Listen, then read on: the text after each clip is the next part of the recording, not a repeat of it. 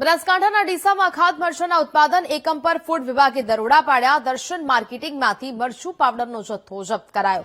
Food વિભાગે આરોગ્ય માટે જોખમી કલર અને પાવડર જપ્ત કર્યો છે। 9 સેમ્પલને તપાસ માટે લેબોરેટરી મોકલવામાં આવ્યા છે।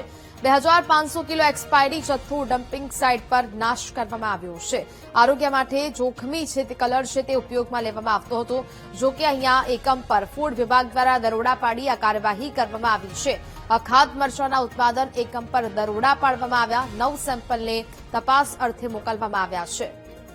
સંવાદદાતા ચેતન ફોનલાઈન પર જોડાયા છે। ચેતન, ડીસામાં ખાદ્ય મરચાના ઉત્પાદન એકમ પર ફૂડ વિભાગે દરોડા પાડ્યા, શું કાર્યવાહી થઈ?